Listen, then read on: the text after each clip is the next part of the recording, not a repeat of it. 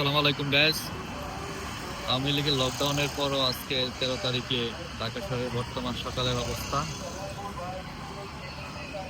যদিও আজকে যান চলাচল একটু কম মনে হচ্ছে আগের তুলনায়, এরপরে হচ্ছে স্বাভাবিক আছে। এখনো যারা অফিসগামী লোক আছে তারা হচ্ছে গাড়ি পাচ্ছে যাওয়ার জন্য, যদিও গাড়ির পরিমাণ একটু কম।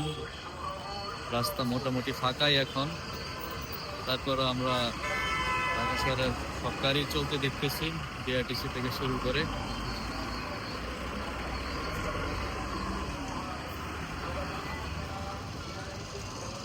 যদিও এখনো অফিস টাইম শুরু হয় নাই অনেকের, তারপরে হচ্ছে অনেক অফিস যারা অফিসে যাবে তারা এখনো দাঁড়ায় আছে। পর্যাপ্ত গাড়ি নাই, অন্যান্য দিনের তুলনায় আজকে গাড়ির সংখ্যা একটু কম।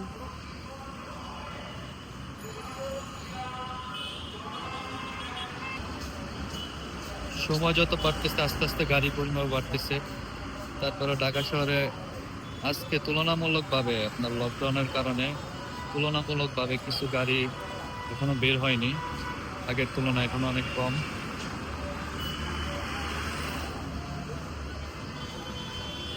পাবলিক ট্রান্সপোর্ট গুলো একেবারেই কম, যদিও কিছুক্ষণ পর পর কয়েকটা পাবলিক ট্রান্সপোর্ট দেখা যাচ্ছে।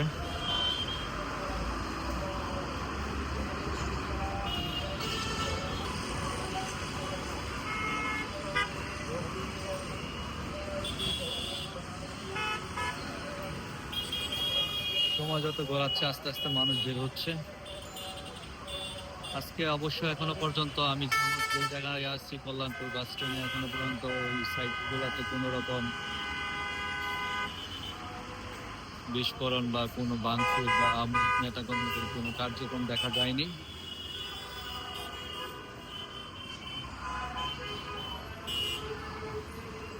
মানুষ এখনো স্বাচ্ছন্দ্য বোধ করতেছে। এখনো লকডাউনের কোনো প্রক্রিয়া আমরা চোখে পড়েনি, কিন্তু গাড়ি আগের তুলনায় একটু কম। গাড়ি ঘোড়া যত বেশি দেখা যায় তো আমাদের এখন হচ্ছে একটু কম। আর যা আশা করি একটু পর আস্তে আস্তে সব ঠিক হয়ে যাবে, গাড়ির সংখ্যাও বেশি হয়ে যাবে।